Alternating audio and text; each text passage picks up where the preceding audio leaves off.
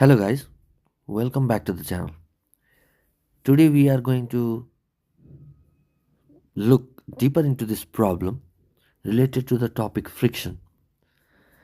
And this question may not be in your examination for greater marks, but this question has importance in clarifying your concept about friction, as well as this sort of questions are very popular in the MCQs.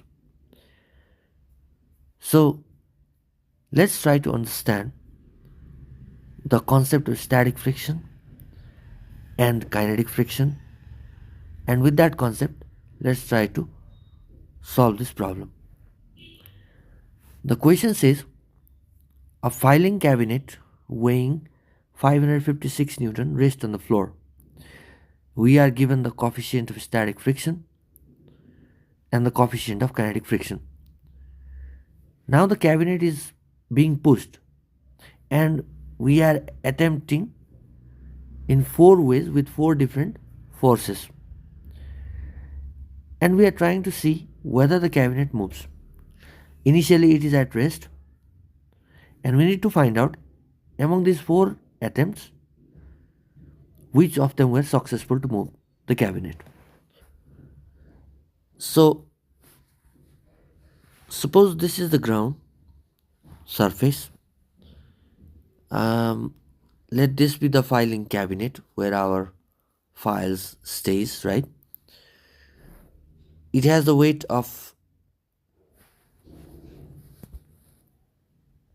556 newton. In this case, since it is lying on the ground, this is also the normal force acting on the surface. Now we need to push it, right? Let's suppose we are pushing in this direction. That means our force is applied in this direction. Let this be, let's write it push, okay? Then the frictional force will be directed in the opposite side of this force, and let this be denoted by small f for frictional force. So from the figure we can imagine a condition that this cabinet will be in motion only when the pushing force exceeds the friction.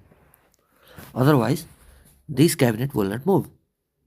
So this is our equation of motion.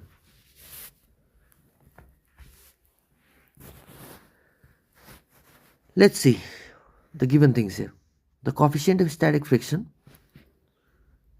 given, coefficient of static friction is 0.68 and coefficient of kinetic friction is 0.56.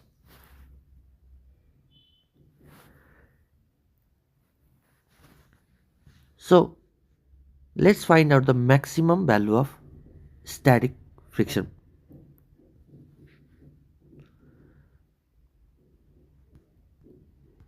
Max value of static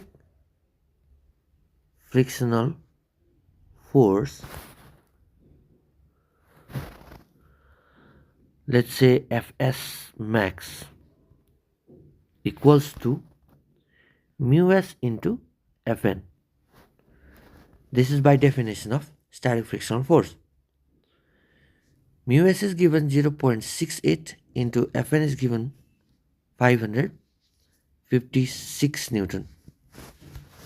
So this will be 378.08 newton. And kinetic frictional force, let's write F of k equals to mu k into Fn, equals to 0.56 into 556 Newton. So this will give you 311.36 Newton. You need to understand one concept here. We wrote maximum value of static frictional force, but we do not write anything about kinetic frictional force. The static frictional force keeps on increasing to a max value until the object moves. However, kinetic frictional force has a single value for the given surface. Suppose we have one object here and we pushed it with a force of 500 Newton, but it didn't move. That means at that time the static frictional force will be 500 Newton. Suppose that force was only 50 Newton, then the frictional force would be only again 50 Newton. Again, if we apply suppose 1000 Newton and still this object does not move, then the value of frictional force will be 1000 Newton. Okay? And if we applied suppose 1001 Newton and the object begins to move, then at that time we say that kinetic frictional force is there between the surface. And this 1000 Newton is actually noted as Fs max. Okay, this is the maximum value of static frictional force. Now you tell me, if the object is at rest here, there is no any force applied, what is the value of static frictional force? Please comment below. Okay, this is the homework for you. Let's continue.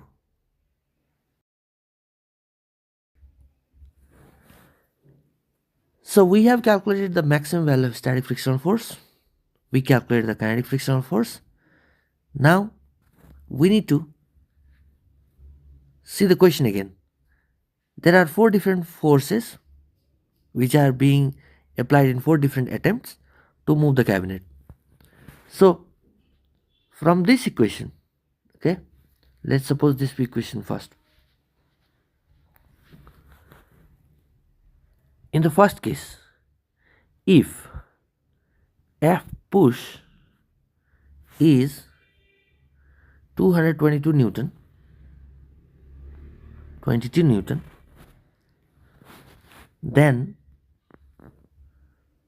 see here, this term will be how much? We have 378.08 Newton is the maximum static frictional force.